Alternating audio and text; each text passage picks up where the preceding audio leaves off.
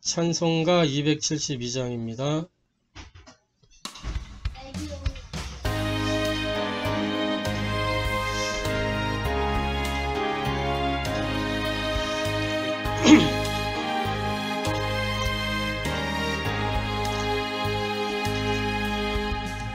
고통의 멍에 벗으려고 예수께로 나갑니다. 자유와 기쁨 베푸시는 주께로 갑니다. 병든 내 몸이 튼튼하고 빈궁한 삶이 구해지며 죄악을 벗어버리려고 주께로 갑니다. 낭패와 실망 당한 뒤에 예수께로 나갑니다. 십자가 은혜 받으려고 주께로 갑니다. 슬프던 마음 위로받고 이 생의 풍파 잔잔하며 영광의 찬송 부르려고 주께로 갑니다. 교만한 마음을 내버리고 예수께로 나갑니다. 복 되신 말씀 따르려고 주께로 갑니다. 실망한 몸이 힘을 얻고 예수의 크신 사랑받아 하늘의 기쁨 맛보려고 주께로 갑니다.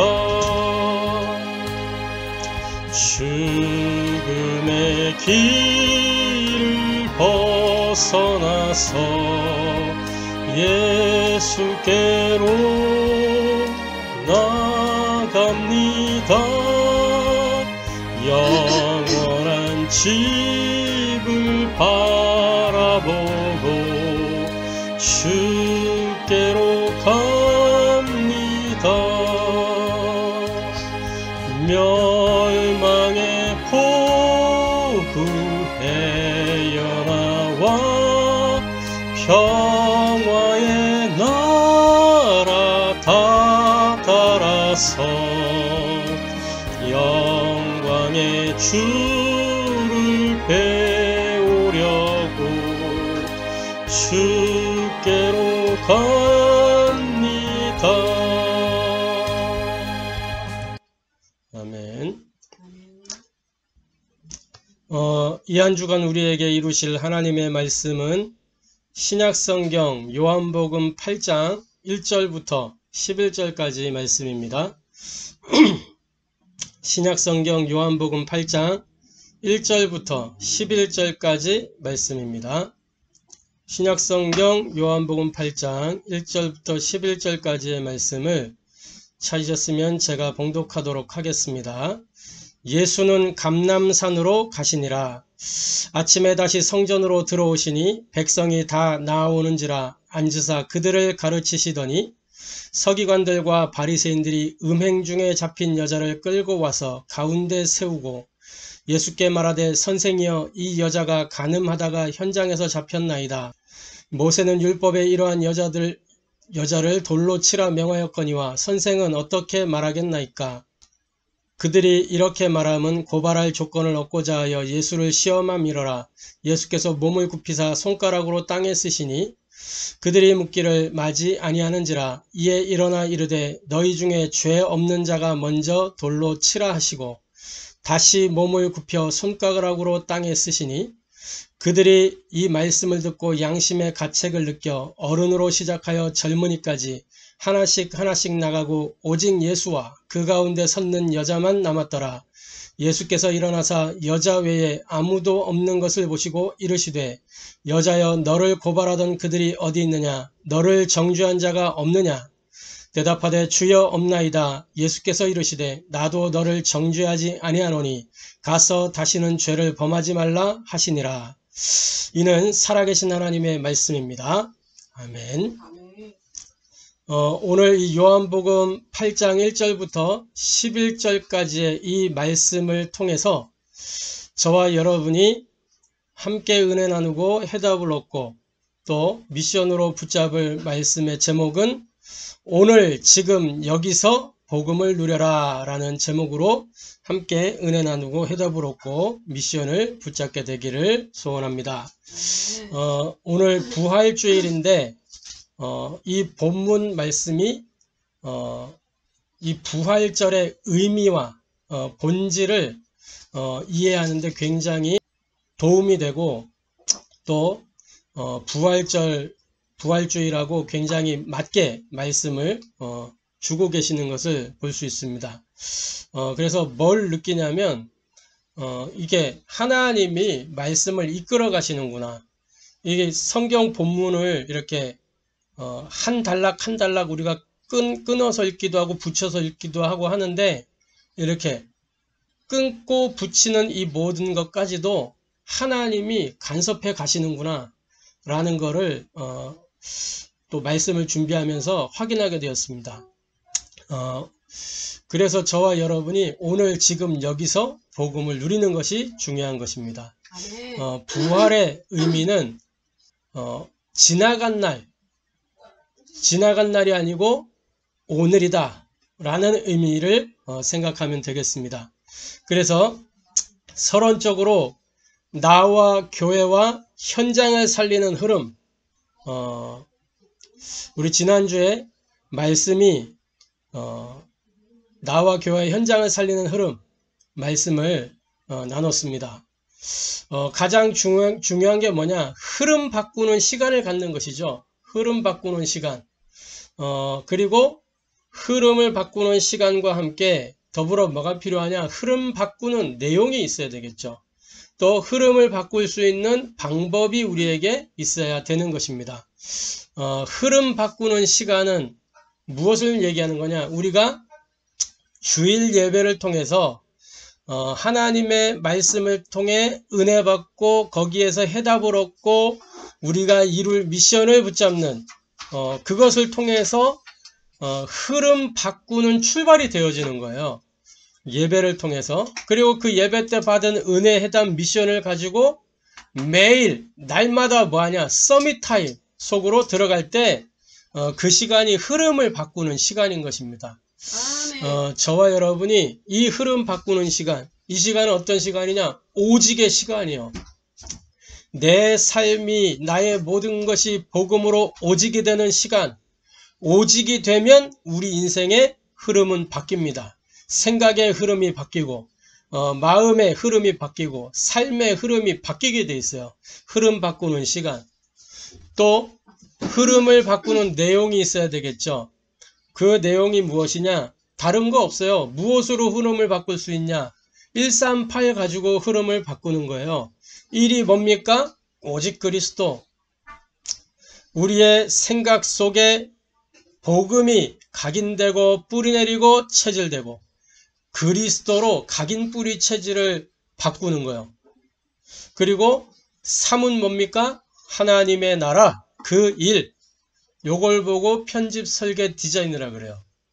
하나님의 나라로 내 모든 것이 편집되고 설계되고 디자인되는.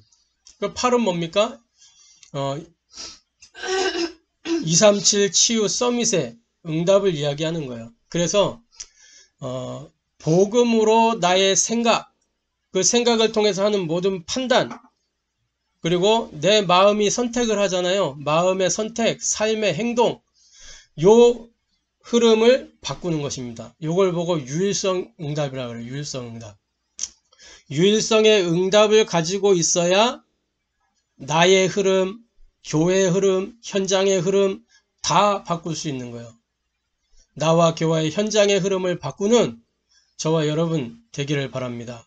그러면 흐름을 바꾸는 방법은 무엇이냐? 다른 거 아닙니다. 잃어버린 복음운동 회복하면 돼요. 식어버린 기도운동 회복하면 되는 거예요. 멈춰버린 전도운동을 회복하면 되는 겁니다. 요걸 가리켜 재창조라 그래요. 재창조. 복음 모르는 사람들이 많아요. 그런데 우리 안에도 이제 복음을 회복했잖아요. 근데 뭐가 잘 안 되고요? 복음 운동이 안 되는 복음 운동. 내가 이제 우리는 어느 정도 이렇게 복음 누리는 개인 시스템이 있단 말이에요. 그래서 정시기도도 하고 또 사모를 나름대로 이렇게 하면서 개인 복음 누리면 되는데 뭐가 안 되냐? 함께 복음 운동하는 것이 잘 안 된단 말이에요. 교회들도 마찬가지예요. 교회들도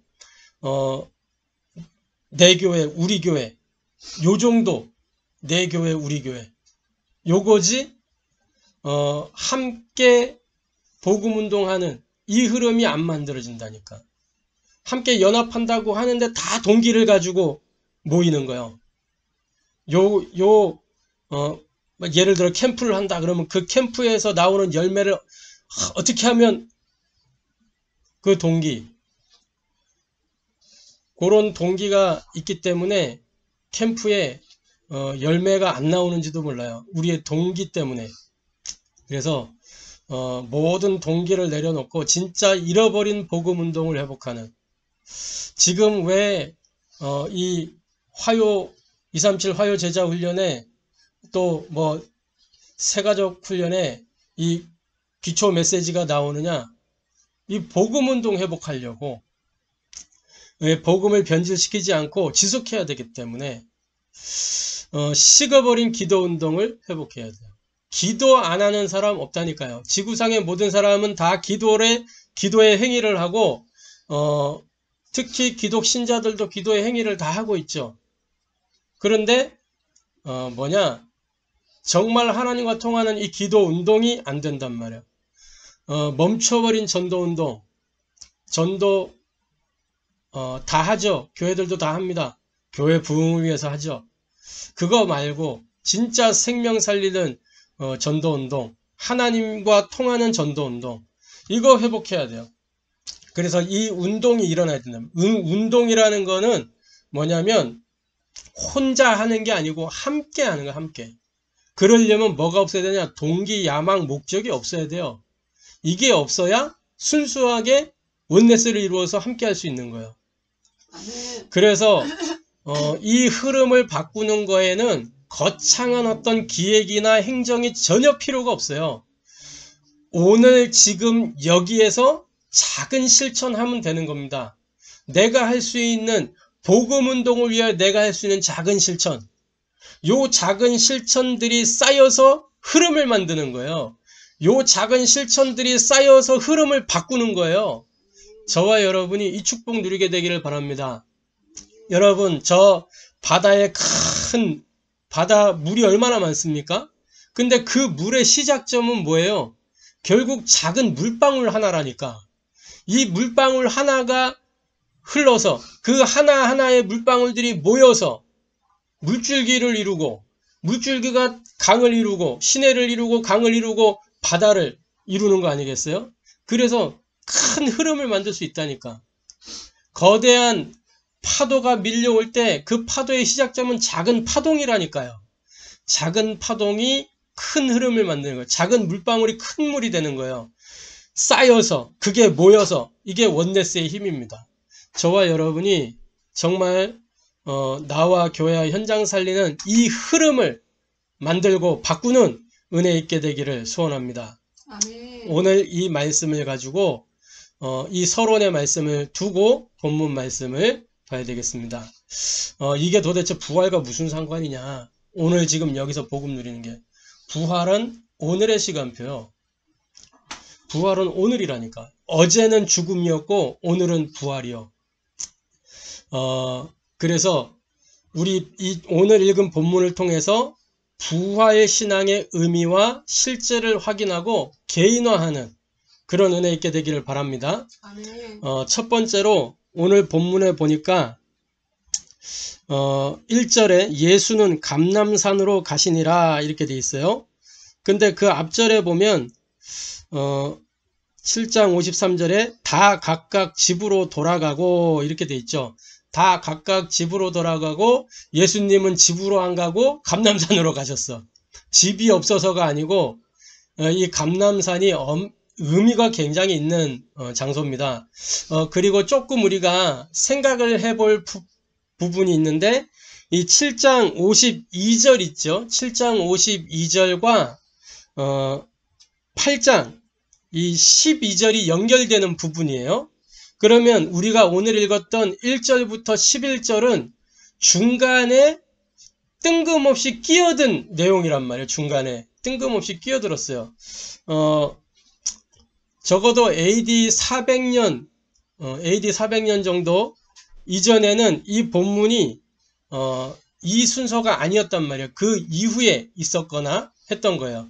그런데 400년 이후에 이게 들어갔다. 학자들 사이에서는 그런 주장들이 많이 있어요. 그럼에도 불구하고 이거는 누가 하신 거예요? 말씀을 편집하는 건 누가 하시는 일이죠? 하나님이 편집하신 거예요. 아멘. 신학자들이 성경에 오류가 있다 막 이런 이제 그 악의적으로 성경이 완전하지 않다라고 성경의 권위를 깎아내리려는 사악한 무리들이 그런 주장들을 한단 말이에요. 400년 전에 있던 사본에는 그게 없었다. 그 이후에 사본에 보니까 들어있다 이러면서 설령 그게 그들이 학자적인 관점에서 또 연대기적인 관점에서 그게 맞다 손 치더라도 주권이 누구에게 있는 거야? 하나님께 있어요. 그러면 하나님의 의도가 있다는 거예요. 이 이야기가 들어간 데에는 그걸 우리가 잘 봐야 돼요. 그런데 뜬금없이 들어간 것 같지만 이 흐름을 이야기하기 위해서 오늘 이 본문이 중요하게 있는 겁니다. 첫 번째 오늘 본문에 보니까 1절에 예수는 감람산으로 가시니라 이렇게 돼 있어요. 그러면서 아침에 다시 성전으로 들어오시니 감람산에 가셨다가 감람산에서 뭐 하신 거예요? 주무셨거나 노숙을 하셨나? 감람산에서 주무셨거나 아니면 저는 예수님이 물론 쉬기도 하셨겠죠. 거기는 예수님이 휴식하러 자주 가시던 장소예요. 그러면서 기도하시기 위해서 가시던 장소예요. 그렇기 때문에 저는 뭘 볼 수 있었냐면 이 새 힘을 얻는 시간이 예수님에게도 필요하구나. 예수님도 우리처럼 육신을 갖고 있기 때문에 그 사역을 감당하기 위해서는 새 힘을 얻어야 돼요. 영적인 힘, 보좌에서 내려오는 그 힘을 얻어야 예수님도 사역할 수 있는 거예요. 자, 그래서 오늘 이 본문 속에 감람산이 나오고 성전이 나오죠. 첫 번째로 감람산은 누가복음 22장 39절에 보니까 이렇게 기록하고 있어요.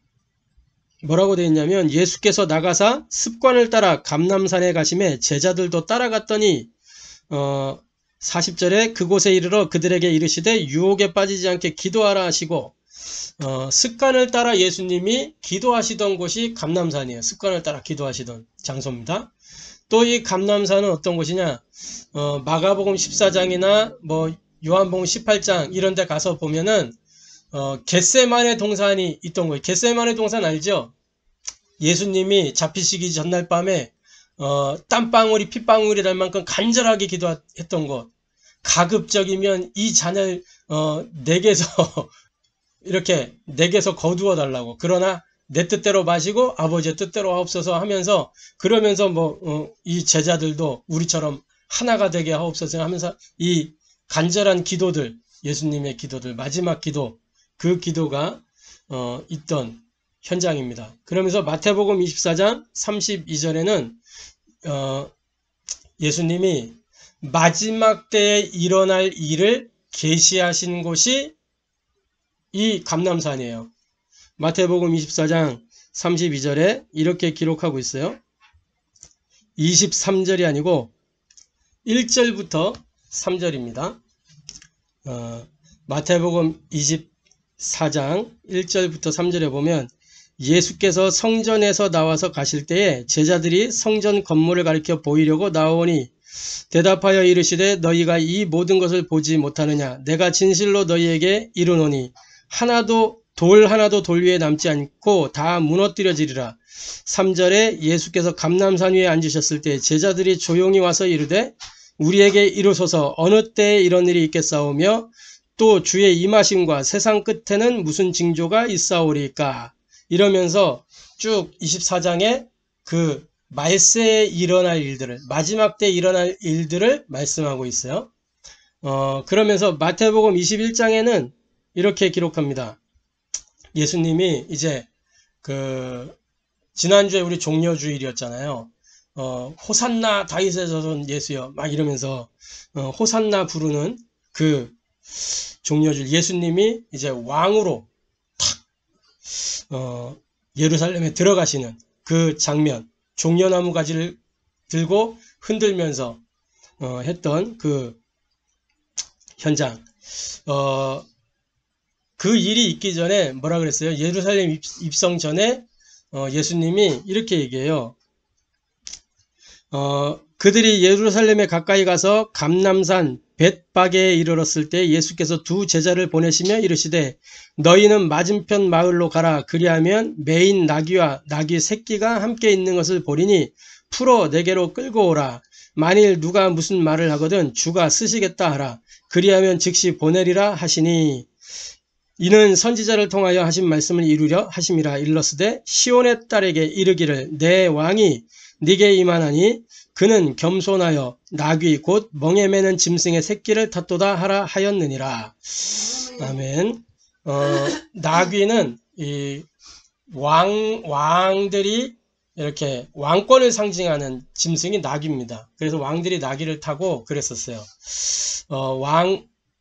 왕에 등극할 때 나귀를 타고 행진을 하고 그랬던 자료들이 있습니다. 그러니까 예수님이 여기에서 무엇을 준비하신 거예요? 자신의 왕직을 준비하신 거예요. 이 감람산은 그러니까 어떤 장소냐? 예수가 그리스도라고 하는 사실을 드러내는 장소였어요. 감람산. 마태복음 28장 18절부터 20절, 사도행전 1장 8절, 1장 1절부터 14절까지 보면 되겠죠. 쭉 마태복음 28장하고 사도행전 1장하고는 같은 장소입니다. 감람원. 여기에서 뭐 있었어요? 40일 동안 제자 합숙이 일어났었죠. 40일 동안 집중했단 말이에요. 그 제자 합숙의 현장에서 부활하신 주님이 각 사람에게 미션을 다 주셨어요. 그 미션의 핵심이 뭐예요? 오직 성령이 너희에게 임하시면 너희가 권능을 받고 예루살렘, 유다, 사마리아 땅끝까지 이르러 내 증인이 되리라 라고 말씀하셨죠. 그러니까 부활하신 그리스도, 이 부활을 나타낸 장소가 감람산이었어요. 그러면서 사도행전 1장 11절, 승천과 재림의 장소가 이 감람산이었어요. 올라가심을 본 그대로 다시 오리라고 말씀하셨거든요.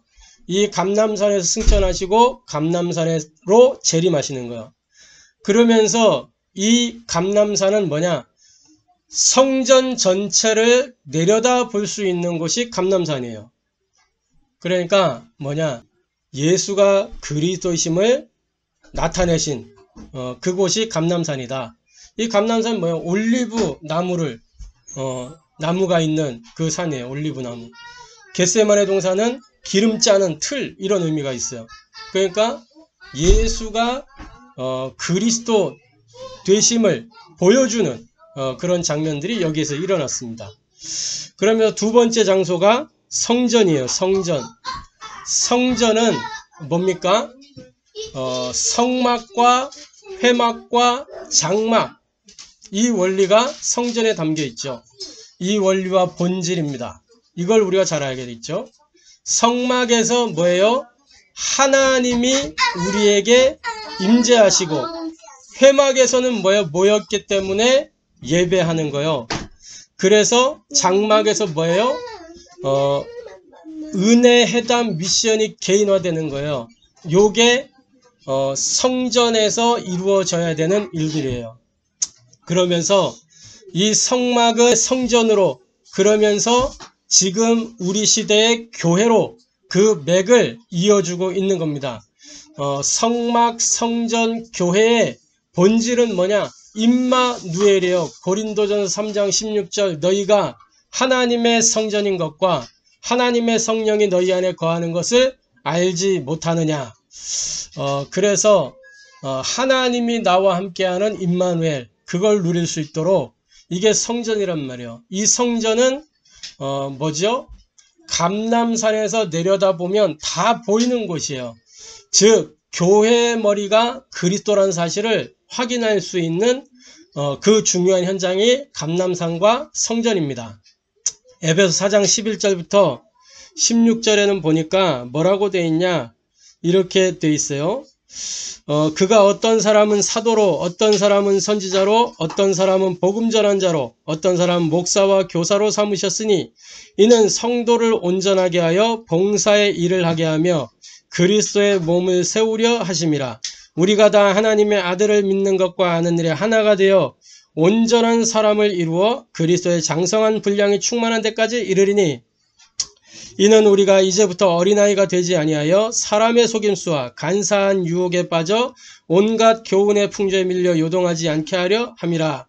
그러면서 뭐냐, 15절 16절에 보니까 오직 사랑 안에서 참된 것을 하여 범사에 그에게까지 자랄지라. 그는 머리니 곧 그리스도라. 그에게서 온몸이 각 마디를 통하여 도움을 받음으로 연결되고 결합되어 각 지체의 분량대로 역사하여 그 몸을 자라게 하며 사랑 안에서 스스로 세우느니라. 교회의 머리가 그리스도다. 그런데 중요한 말씀을 우리 주님이 하셨어요. 마태복음 8장에 보니까 이런 기록이 있어요. 마태복음 8장 20절에 보면 예수께서 이르시되 여우도 굴이 있고 공중에 새도 거처가 있으되 인자는 머리 둘 곳이 없다 하시더라. 인자가 머리 둘 곳이 없다. 교회의 머리는 그리스도인데 머리 둘 교회가 없다, 이 이야기요. 이 시대에 머리 둘 교회가 없다. 한마디로 교회의 주인이 그리스도인데 교회의 주인이 없다, 이 이야기요. 그래서 이 사실을 보고 두 번째로 음행 중에 잡힌 여자입니다. 음행 중에 잡힌 여자. 복음을 선포하고 계시는데, 말씀을 선포하고 있는데 지금 그렇게 하시는 거예요. 여기에서 우리가 이 본문을 통해서 확인해야 될 게 뭐냐, 음행 중에 잡힌 여자를 통해서 우리가 뭘 봐야 되냐, 그 음행 중에 잡힌 여자를 대하는 서기관들과 바리새인, 그리고 예수님을 보면서 뭘 봐야 되냐, 율법과 복음의 차이, 종교와 복음의 차이를 볼 수 있어야 됩니다. 자, 율법과 복음. 이 율법은 개념이 뭐예요? 하나님의 법이에요. 하나님이 세우신 기준이요. 율법은 하나님의 말씀이에요. 복음은 뭡니까? 모든 문제에 하나님이 주신 답이에요. 해답. 인생 모든 문제의 답이 이 복음이에요.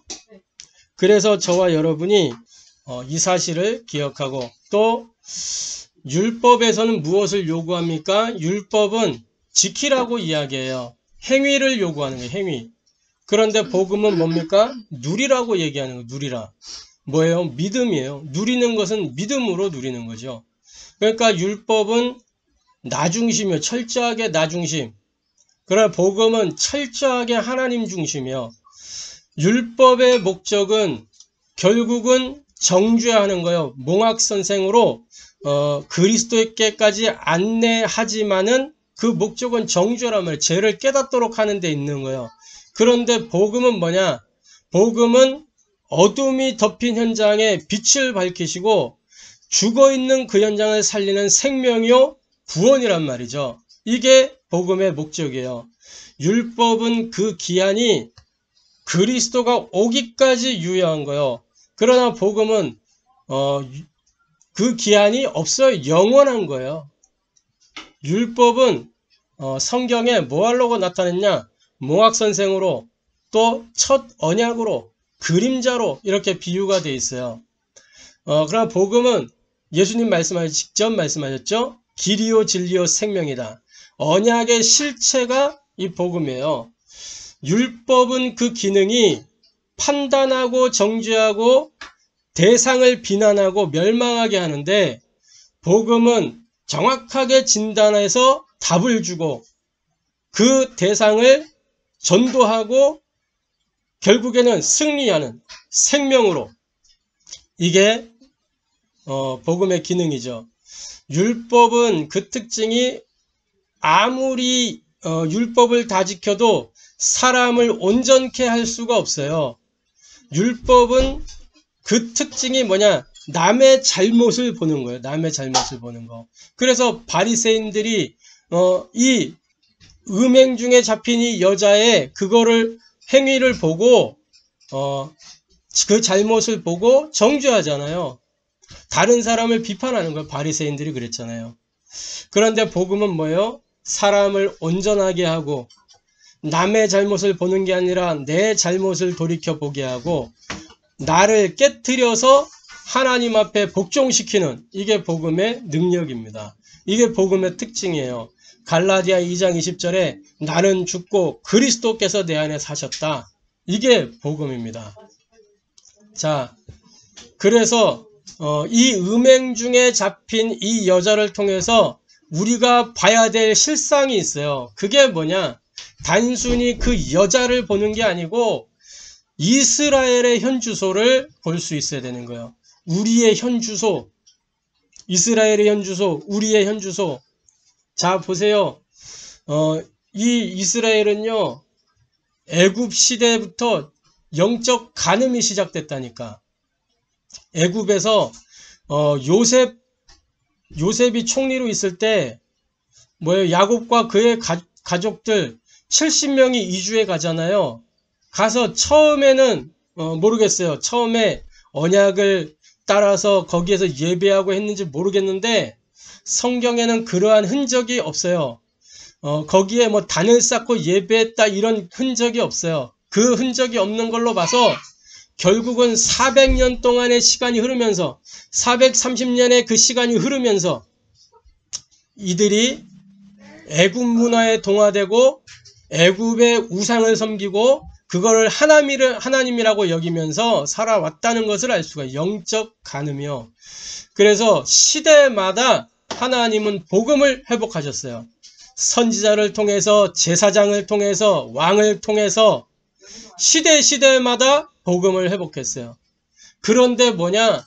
시대마다 복음을 거부하고 복음을 대적하는 그 흐름이 나온 거예요. 그래서 노예되고 포로되고 속국되어 간 거죠. 저와 여러분이 분명하게 봐야 됩니다. 복음을 버린 교회가 당한 치욕을 기억해야 돼요. 이 가늠하다 잡힌 여인을 통해서 우리가 봐야 된다니까. 복음 버린 교회가 어떤 치욕을 당했는가. 자, 보세요. 신구약 중간기에 400년 동안 말씀이 끊어졌어요. 신약과 구약, 사실은 예수님이 십자가 지시기 전까지는 구약인데 성경을 편집할 때 이 말라기까지 구약으로, 그런 마태복음부터 신약으로 이렇게 묶어서 편집했다면 예수님을 기점으로 해서 구약 신약 나눠놨단 말이에요. 그 이제 말라기부터 마태복음 그 사이의 기간, 그게 400년 정도가 돼요. 이 400년 동안에 그 어떤 하나님의 계시가 없었어요. 왜 그랬냐? 말라기에 나와요. 이 하나님의 사람들이 자기들이 무엇을 해야 될 것인지 모르고 그냥 세상의 흐름대로 그대로 살다가 하나님의 언약 놓쳐버리고 미션 놓쳐버리고, 그래서 결국은 400년 동안 하나님의 말씀이 끊어져 버린 거예요. 이게 엄청난 치욕을 겪는 거죠. 그래서 결국에는 마태복음 뚜껑 딱 열면서부터 그 배경은 뭐예요? 로마의 속국된 배경으로 나오는 거잖아요. 자, 시간이 흘러서 복음 회복되는가 싶었는데 중세 1000년 동안 로마 이 교황교를 통해서 암흑기가 계속되는 거예요. 하나님의 말씀이 드러나지 않고 덮어져서 무늬만 기독교죠. 무늬만. 기독교의 역사 속에 이 교황교가 들어있는데, 우리가 뭐 카톨릭이라고 하고 천주교라고 하는데, 이 역사가 사실은 기독교에서 필요가 없는 역사예요. 거기는 전혀 그리스도가 없기 때문에 불필요한 역사가 그 안에 들어있다니까. 근데 왜 교회사 속에 이 가톨릭, 로마, 교황교 역사를 집어넣냐? 다른 길, 틀린 길, 망할 길로 가지 말라고 거울로 보도록 주신 거란 말이죠. 그래서 종교개혁을 통해서 복음이 회복됐어요. 말씀이 회복됐어요. 그런데 시간이 지날수록 현대 교회사의 흐름들을 보세요. 골로새서 2장 8절에 있는 말씀처럼 철학과 헛된 속임수, 이 세상 초등학문을 가지고 사람을 미혹하는 다른 신학, 틀린 신학, 망할 신학들이 교회 지도자들에게 싹 뿌리 내려져서 엉뚱한 방향으로 흘러가게 됐단 말이에요. 다른 신학, 틀린 신학, 망할 신학들이 교회 안에 교회 지도자를 통해서 뿌리 내리는 거예요. 그러니까 성도들의 신앙이 올바르게 자랄 수가 없어요. 심지어 그리스도가 누군지도 몰라, 교회가. 골로새 3장 5절, 왜 이런 일들이 일어나냐? 결국은 탐심이란 탐심. 탐심은 우상숭배다 그랬는데 교회가 그 우상숭배를 하고 있는 거예요. 그래서 우리 교회가 막 부흥해야 되고, 그러니까 사람이 많이 와야 되고, 그러니까 뭐하냐? 사람들의 고민이 있고 문제가 있고 갈등이 있으니까 심리학 이용해서 말씀을 가지고 사람을 상담하면 충분한데, 그것이 전부인데 그게 모자란 것처럼 심리학 가져다가 사람 비율을 맞추고, 사람 많이 와야 되니까 마케팅, 그리고 여러가지 각종 프로그램, 엔터테인먼트 이런 거 가지고 들어와서 교회가 장사를 하고 있는 거예요. 저와 여러분은 이런 틀린 교회 모습에서 탈피해야 되는 것입니다.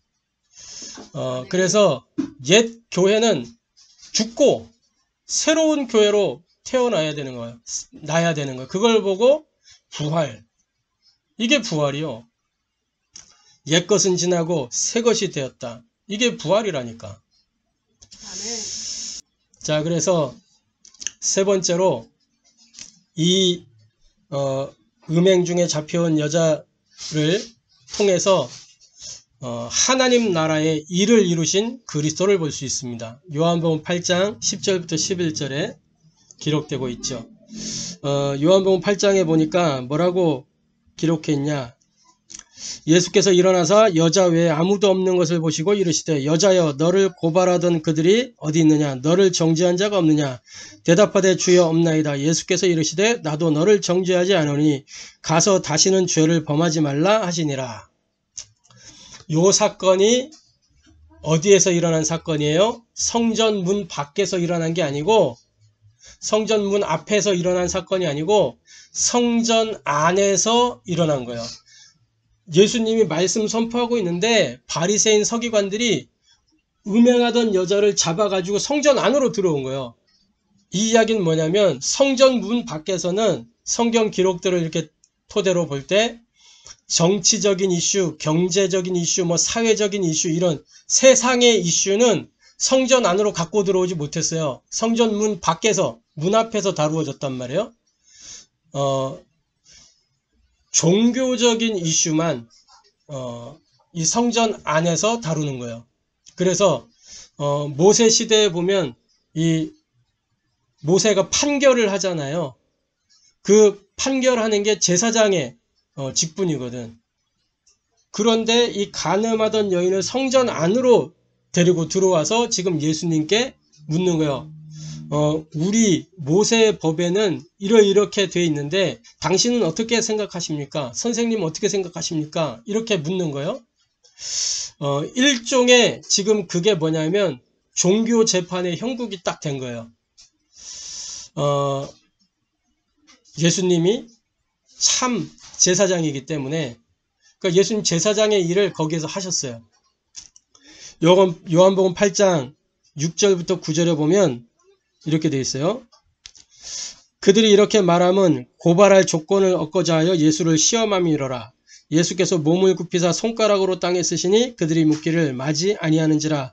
이에 일어나 이르시되 너희 중에 죄 없는 자가 먼저 돌로 치라 하시고 다시 몸을 굽혀 손가락으로 땅에 쓰시니 그들이 말씀을 듣고 양심의 가책을 느껴 어른으로 시작하여 젊은이까지 하나씩 나가고 오직 예수와 그 가운데 서 있는 여자만 남았더라. 이렇게 돼 있죠. 성전 안에서 제사장으로서, 참된 제사장으로서 판결을 하신 거예요. 철저하게 율법에 근거해서 판결하셨어요. 뭐냐? 민수기 5장에 보면, 구약성경 민수기에 보면은 이 간음을 이렇게 밝히는 법을 다루고 있거든요. 민수기 5장에서 이렇게 기록하고 있습니다. 여호와께서 모세에게 말씀하여 이르시되 이스라엘 자손에게 말하여 그들에게 이르라. 만일 어떤 사람의 아내가 탈선하여 남편에게 신의를 저버렸고 한 남자가 그 여자와 동침하였으나 그의 남편의 눈에 숨겨 드러나지 아니하였고 그 여자의 더러워진 일에 증인도 없고 그가 잡히지도 아니하였어도 그 남편이 의심이 생겨 그 아내를 의심하였는데 그의 아내가 더럽혀졌거나 또는 그 남편이 의심이 생겨 그 아내를 의심하였으나 그 아내가 더럽히지 아니하였든지 이러면서 쭉 나온단 말이에요. 그러면서 16절에 제사장은 그 여인을 가까이 오게 하여 여호와 앞에 세우고 토기에 거룩한 물을 담고 성막 바닥에 티끌을 취하여 물에 넣고 여인을 여호와 앞에 세우고 그의 머리를 풀게 하고 기억나게 하는 소재물 곧 의심의 소재물을 그의 손에 두고 제사장은 저주가 되게 할 쓴 물을 자기 손에 들고 여인에게 맹세하게 그에게 이르기를 네가 네 남편을 두고 탈선하여 다른 남자와 동침하여 더럽힌 일이 없으면 저주가 되게 하는 이 쓴물의 해독을 면하리라. 그러나 네가 네 남편을 두고 탈선하여 몸을 더럽혀서 네 남편이 아닌 사람과 동침하였으면 제사장이 그 여인에게 저주의 맹세를 하게 하고 그 여인에게 말할지니라. 여호와께서 네 넓적다리가 마르고 네 배가 부어서 네가 네 백성 중에 저주거리 맹세거리가 되게 하실지라. 이렇게 기록하고 있어요. 뭐냐면 토기에 거룩한 물을 담고 성막 바닥에 티끌을 취하여 물에 넣고 그것을 마시게 하라 그랬어요.